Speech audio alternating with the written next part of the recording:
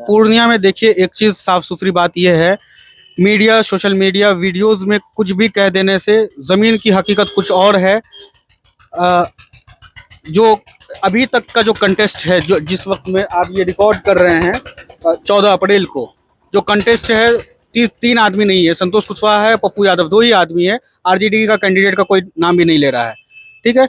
और इसमें एक मजे की बात यह है कि जबकि मोदी और एनडीए का जो वोटर है वो खुला है, ओपन है, लेकिन पूर्णिया लोकसभा सीट में एनडीए का जो वोटर है वो कहीं ना कहीं खामोशी से सारी चीजों को देख रहा है, वेट एंड वॉच कर रहा है, लेकिन वो अल्टीमेटली संतोष कुशवाहा को वोट करने जा रहा है, वो हंगामा नहीं कर रहा है। पप्पू यादव के अगर मान लिए कि 50-50 भी लीजिए, तो इनके अगर 50 लोग हैं तो ये बोलने वाले लोग हैं, ओपनली बोल रहे हैं, तो इसकी वजह से आपको लग रहा है कि नहीं वो ज्यादा है। Hello and welcome to the bite में आपका स्वागत है। द बाइट में आज हम लोग हरदा पे मौजूद हैं।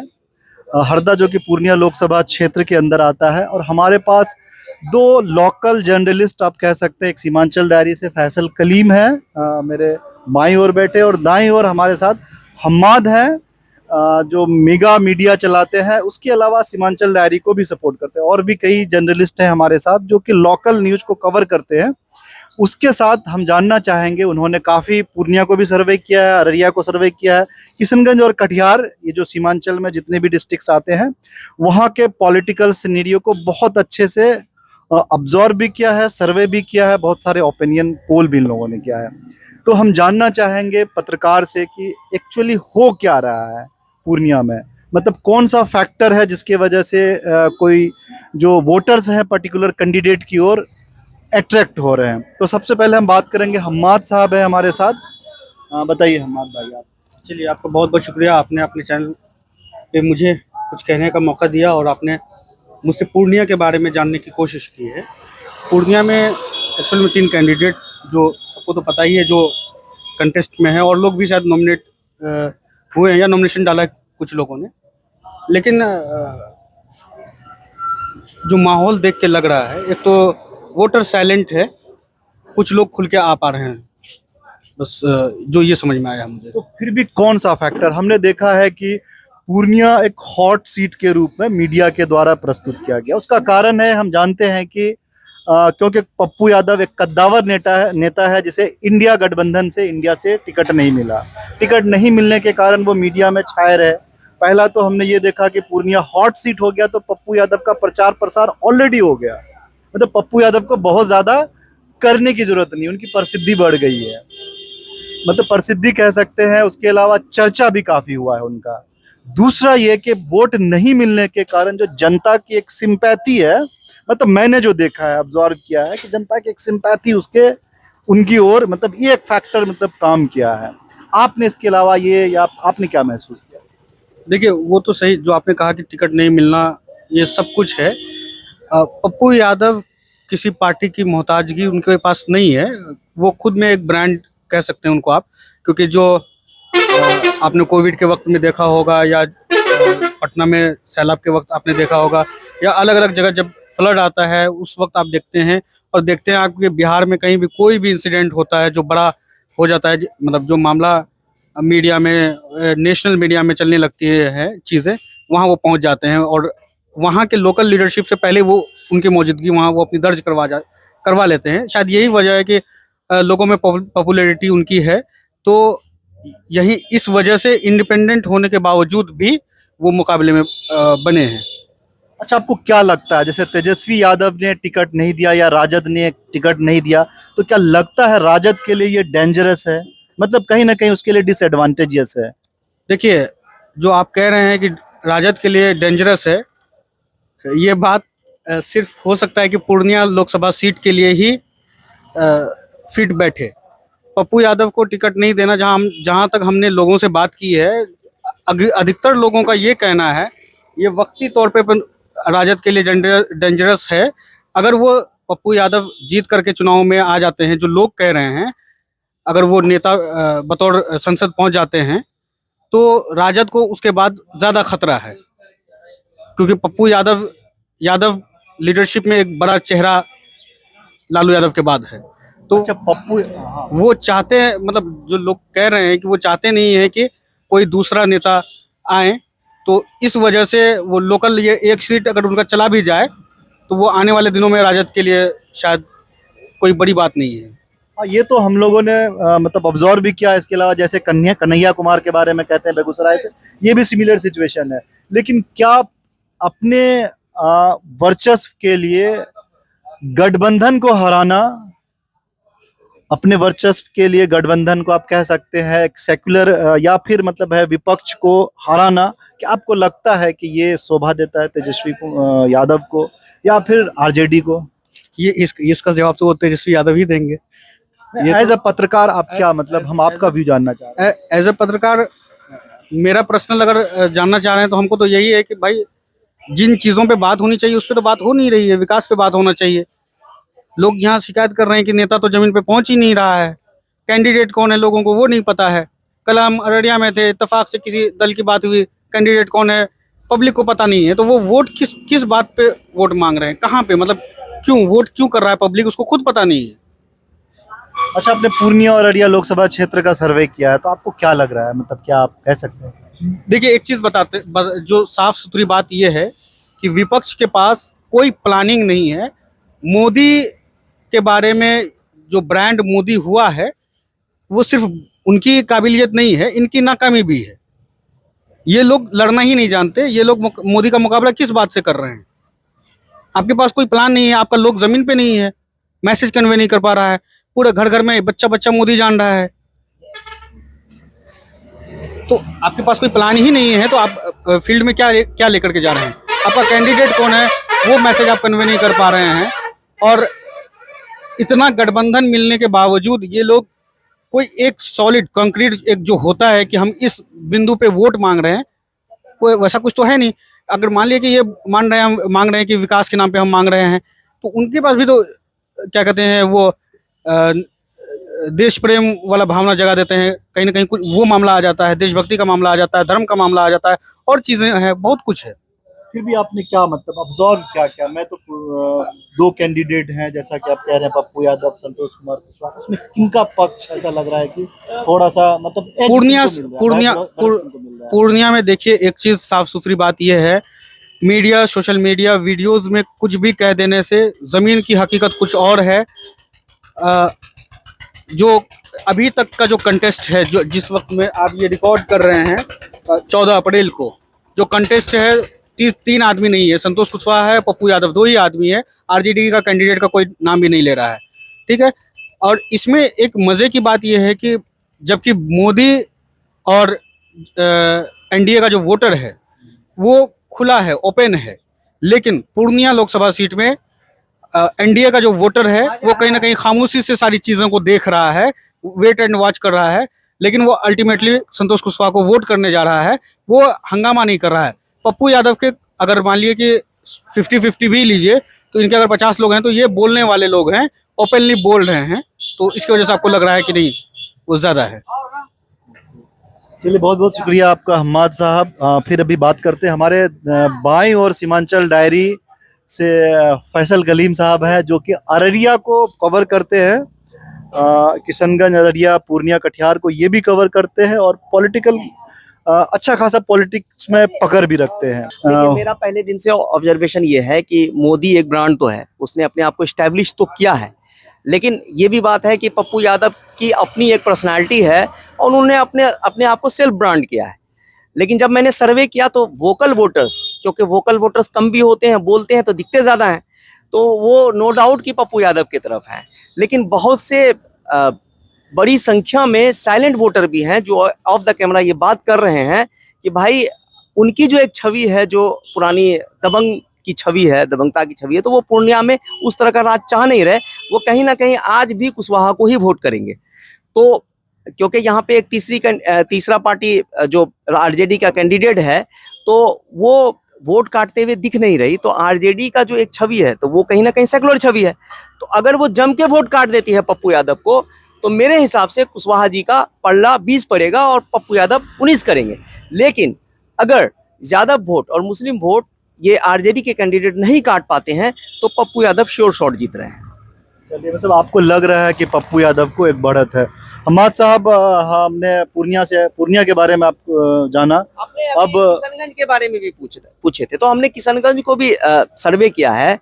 तो किशनगंज में भी जो जमीनी हकीकत है, जो पढ़े लिखे तबके के लोग हैं वो तो कांग्रेस को ही चाह रहे हैं, लेकिन जो मिडिल क्लास है या लोअर क्लास है वो अख्तर, क्योंकि 70% आबादी मुसलमानों की पूर्ण आपको किशनगंज में है, तो वो अख्तर ईमान के ब्लाइंड सपोर्टर हैं और वो कहीं ना कहीं ये सोच रहे हैं कि जो अकलियत को नुकसान पहुंचाने वाली ताकतें हैं उनको रोकने के लिए एक बेहतर विकल्प AIMIM है, और अख्तर ईमान बहुत ही प्रोमिनेंट कैंडिडेट हैं। तो यहाँ पे भी डिपेंड करेगा कि मुजाहिद मास्टर को कितना वोट आता है। अगर मुजाहिद मास्टर जम के वोट काट लेते हैं, क्योंकि बंगाली पैठ है उनकी, जो कि मुझे कटते हुए नहीं दिख रही। अभी लोग ये कह रहे थे कि वो तो काफिर है, तो मुस्लिम में काफिर मतलब ये होता है कि जो मुसलमान को डैमेज करने वाली पर्सनालिटी है। तो मुजाहिद आलम की इमेज उस तरह से जा रही है। अगर वो वोट नहीं काट पाते तो अख्तर ईमान साफ निकलते हुए नजर आते हैं। अच्छा, एक चीज मैं मतलब बिहार की पॉलिटिक्स को मैं भी देख रहा हूँ, तो बिहार की पॉलिटिक्स में जो नीतीश कुमार की छवि है वो कहीं ना कहीं प्रो मुस्लिम है। मतलब उनकी बहुत सारी जो पॉलिसीज है वो कहीं ना कहीं स्लाइटली लगता है कि प्रो मुस्लिम्स, या कह सकते हैं कि कहीं ना कहीं वो मुस्लिम के पक्ष में होते हैं। तो ऐसे में क्या मुस्लिम वोटर्स जदयू होने के कारण वो मतलब है कि जदयू को वोट करेंगे या मास्टर मुजाहिद को किशनगंज में वोट करेंगे? हाँ, आपने ये अच्छा सवाल किया। तो हमने भी ये लोगों ही से सवाल किया था कि आप ये जानते हैं कि नीतीश कुमार मुसलमानों के लिए, जैसे उन्होंने उर्दू में बहुत सारी बहाली की, टीचर्स बनाए और बहुत सारे आपने जॉब भी दिए बिहार में। तो इसके बारे में लेकर के आप क्या सोचते हैं कि मुसलमान के लिए तो अच्छा है नीतीश कुमार? तो वो कह रहे हैं कि असेंबली में ठीक है, लेकिन अभी तो हमें बीजेपी को रोकना है। तो वहाँ पे वो ये कंसीडर करके चल रहे हैं कि सेंट्रल पॉलिटिक्स में हमको अभी बीजेपी को रोकना है, और जो लोकल पॉलिटिक्स, जो असेंबली का इलेक्शन होगा, वहाँ पे हम नीतीश कुमार के साथ हैं। तो जो लालू यादव के साहबजादे तेजस्वी यादव ने जो चाल चला था कि असेंबली को हम मजबूत करते हैं, अभी ऐसा लगता है कि सेंट्रल पॉलिटिक्स को बिल्कुल नजरअंदाज कर गए हैं, तो वो नुकसान होते हुए उनको दिख रहा है अभी से। चलिए, ये थे फैजल साहब से बात करें, लेकिन हम्माद साहब से, क्योंकि अररिया की पॉलिटिक्स में बहुत ज्यादा मतलब घुले मिले हैं आप कह सकते हैं। तो अररिया के बारे में आप क्या कहेंगे? मतलब वहाँ कौन जीत रहा है आप कह सकते हैं? देखिए, अभी जो चीज़ें सामने आई है कि आरजेडी ने सरफराज साहब का टिकट काटा है, जो एक ये है कि सरफराज साहब ने अपने संबोधन में ये कहा कि जब 2019 का लोकसभा चुनाव हुआ, उस वक्त जो पूरे बिहार में गठबंधन का कैंडिडेट हारा, उसमें से सबसे कम मार्जिन से हम हारे थे। उसके बाद भी हमारा टिकट काट दिया गया, और उन्होंने ये कहा कि हम जूता चप्पल घिसे 6 महीना, 7 महीना, 8 महीना या साल भर क्या कुछ कह रहे थे। और संबोधन में संबोधित करते करते वो अपने वालिद मोहतरम को याद करते करते रोने लग गए, और वो वीडियो उनका खूब वायरल हुआ, मीडिया में, नेशनल मीडिया वगैरह में भी वायरल हुआ, और ये ज़मीन तक पहुंच गया है। और जो एक बड़ा तबका है वो सरफराज आलम से इन्फ्लुएंस्ड है, और उनके डिसीजन का भी वो वेट कर रहा है कि उनका डिसीजन क्या होता है। उसके बाद ही वो कुछ फैसला कर पाएंगे कि चुनाव में क्या करना है। क्योंकि अगर सरफराज आलम खुल के अगर आरजेडी के सपोर्ट में नहीं आते हैं तो फिर रिजल्ट का कुछ कहना मुश्किल है। हाँ, मैंने देखा था इस इंटरव्यू तो नहीं, एक उनका पब्लिक एड्रेस था, आप उसमें कह सकते हैं। उसमें उन्होंने कहा था कि पार्टी क्या होती है, पार्टी जनता है, आप लोग पार्टी हैं, आप लोग डिसाइड कीजिएगा कि कौन कैंडिडेट होगा। तो ऐसा लग रहा है कि सरफराज आलम वहां से कैंडिडेट होंगे, इस बात को आप इनकार कर ही नहीं सकते। नहीं, तो ऐसा नहीं है। वो उस इवेंट तक हम लोगों को लगा था, इवेंट के समापन की घोषणा तक हम लोगों को लगा था कि सरफराज आलम कैंडिडेट हो सकते हैं। लेकिन उसके बाद जो उन्होंने मीडिया को एड्रेस किया, या उसके बाद कल 2 दिन की जो एक्टिविटी है, उससे लग नहीं रहा है वैसा कुछ कि वो कैंडिडेट होने वाले हैं। हो सकता है कि वो लास्ट में आरजेडी को ही समर्थन करें, ऐसा कुछ। तो आप जी फैसल साहब, सरफराज के बारे में आप पूछ रहे थे। तो सरफराज साहब की छवि एक दबंग की तो है। लोग ये मानते हैं कि उनमें ये है कि लोग अफसर क्लास के लोग या दूसरे लोग ज़्यादा सुनते हैं, लेकिन शहनवाज साहब की भी छवि अपने आप में बहुत शरीफाना है, और लोग उसको ये कंसीडर करके चलते हैं कि पढ़ा लिखा है और हमारे कौम को आगे ले जा सकता है। हमारे कौम जब मैं बोल रहा हूँ यानी मुस्लिम बिरादरी की बात कर रहा हूँ। तो उसमें यह है कि जो मैंने आपको बोला कि वोटर का एक फैक्टर है कि मुस्लिम अब ये कैलकुलेट कर रहा है। इस बार पहली बार मैं ये देख रहा हूँ कि मुस्लिम वोटर भी अभी कुछ खोल नहीं रहे अपने पत्ते को, वो एकदम क्लियर हैं कि जो भी बीजेपी को हराएगा हम उसको वोट करने जा रहे हैं, चाहे नतीजा जो भी हो। तो अभी कोई भी साहब आ जाए, अगर सरफराज साहब खड़े भी होते हैं तो बहुत ज़्यादा मेरे ख्याल से असर नहीं डाल पाएंगे। वोटर ने अपना डिसीजन ले चुके हैं, क्योंकि इस इवेंट के बाद भी हमने सर्वे किया, तो सर्वे में मुझे कोई भी % 0% का भी कुछ असर नहीं दिखा। तो वहाँ पे क्लियर तबका है, जो सेकुलरिज्म को मानने वाले लोग हैं वो बिल्कुल इंडिया गठबंधन को वोट करने जा रहे हैं। मतलब आपका कहना है कि जो सेक्युलर छवि के लोग हैं वो इंडिया गठबंधन को वोट करेंगे। सरफराज साहब अगर चुनाव में आते भी हैं तो उनको आप वोट नहीं करेंगे, आपका ये कहना हुआ, यही आप कहना चाह रहे हैं? मतलब आपका एक जो नहीं, मेरा नहीं कहना है, जो हमने अपना ऑब्जर्व भी नहीं किया, जो हमने डेटा पब्लिक के इससे निकाला, उनसे इंटरव्यू किया, डेटा के मैं समझ पा रहा हूँ कि जहाँ तक जो आपने डेटा कलेक्ट किया उसके बेसिस पे ये निकाला जा सकता है कि भले ही सरफराज आलम खड़े हों, लेकिन वोट जो लोग करने जा रहे हैं वो शाहनवाज को करने जा रहे हैं। ओके, हमारे साथ अररिया के ही लोकल जर्नलिस्ट हैं, अररिया लाइव चलाते हैं जो कि बहुत पॉपुलर है। हम चाहेंगे उनसे भी मतलब चुनावी मुद्दे पर मैं आपको बता दूं कि हम एक्चुअली जितने भी लोकल जर्नलिस्ट हैं जो लोकल पॉलिटिक्स पर नज़र रखते हैं, ये बहुत ही फॉर्चुनेट है और इत्तेफाक की बात है कि हम लोग हरदा में सिमिलर मतलब चुनावी सर्वे के लिए एक साथ मिले हैं, जिसमें हम सीमांचल डायरी के हैं, मेगा मीडिया है जो लोकल न्यूज़ कवर करते हैं, इसी तरह से अररिया लाइव, अररिया में बहुत पॉपुलर चैनल है।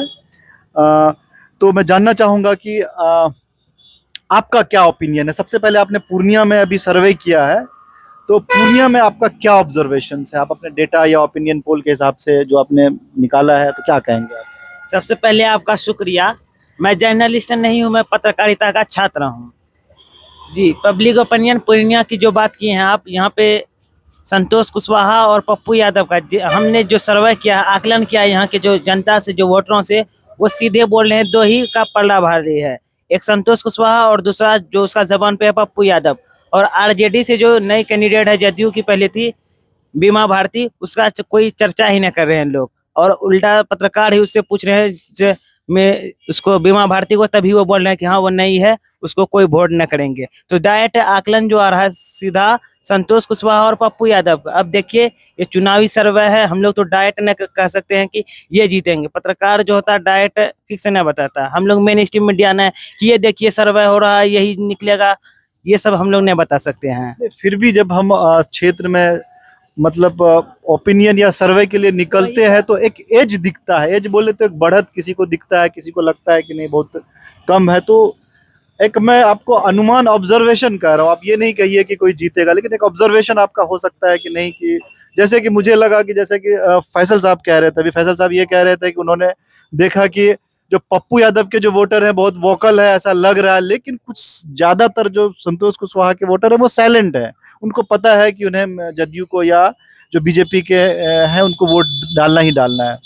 तो मैं आपसे जानना चाहूंगा, किसी को तो बढ़त होगा, एक एज तो मिला होगा किसी को, पप्पू यादव या संतोष कुमार कुशवाहा को। आपका पप्पू यादव के साथ जो अभी युवा जो है, नौजवान बहुत ही उसके समर्थक है। युवा लोग हर एक जगह, हर एक बूथ पे, हर एक जगह मतलब उसका सर्वे कर रहे हैं, नारेबाजी कर रहे हैं, उनके लिए प्रचार प्रसार कर रहे हैं। उस हिसाब से जनता का जो मांग है पप्पू यादव के बारे में ज्यादा बोल रहे हैं। और संतोष कुशवाहा भी, वो 10 साल सांसद रहे हैं, उसका वो काम भी किए हैं, विकास किए हैं। अब देखना है 26 के बाद ही पता चलेगा। आमिर साहब को टोकना चाहूंगा, आप हम भी साथ में ही थे, सर्वे कर रहे थे, लेकिन इन्होंने पता नहीं ये खुल के क्यों नहीं करे। एक साइलेंट वोटर भी है जो कुशवाहा की तरफ जाता हुआ नजर आता है, उसको नजरअंदाज किया नहीं जा सकता, जो कैडर वोट बोलते हैं। तो कहीं ना कहीं मुझे नहीं लगता है कि पप्पू यादव कैडर वोट को तोड़ने में कामयाब हो रहे हैं। ये जो ऑब्जर्वेशन लोगों से बात करके पता चल रहा है, क्योंकि ये खुल के बात भी नहीं कर रहे। अगर ऑफ द कैमरा बात कर रहे हैं तो फिर आराम से बोल रहे हैं कि ये मोदी जी का चेहरा इनके सामने है, तो ये वोट उन्हीं को करने जा रहे हैं। नहीं, हमें कहने में कुछ भी नहीं, हम लोकल न्यूज को कवर करते हैं। तो जहां तक मेरा भी ऑब्जर्वेशन है, जो संतोष कुमार कुशवाहा के साथ कैडर है, बीजेपी प्लस जदयू का कैडर है, जो बीजेपी का एक अच्छा खासा वोटर है पूर्णिया में, वो संतोष कुशवाहा को छोड़कर कहीं भी जाने वाले नहीं है। दूसरा जो जदयू का वोटर है, जदयू का वोटर भी संतोष कुशवाहा के अलावा कहीं नहीं जा रहे। तीसरा जो नीतीश कुमार का प्रो मुस्लिम वोटर्स है, मतलब जो प्रो मुस्लिम पॉलिसी होने के कारण जो माइनॉरिटी के वोटर्स हैं, वो भी कहीं ना कहीं संतोष कुमार कुशवाहा को वोट करेंगे। लेकिन फिर भी जो MY समीकरण से पूर्णिया से पप्पू यादव कई बार सांसद भी रह चुके हैं, तो अगर MY समीकरण दोबारा रिवाइव होता है तो मे बी के पप्पू यादव अगला सांसद हम पूर्णिया का देखें। इसी बात पे हम आज का जो हमारा चर्चा है खत्म करते हैं, फिर हम आप लोगों से मिलेंगे। इस तरह से लोकल जो न्यूज़ होता है, जो लोकल ओपिनियन होता है, वो हम करेंगे। द बाइट को आगे आप सब्सक्राइब कीजिए और देखिए, आपको हम लोकल चुनाव से संबंधित जानकारियां आप तक सटीक पहुंचाएंगे। धन्यवाद।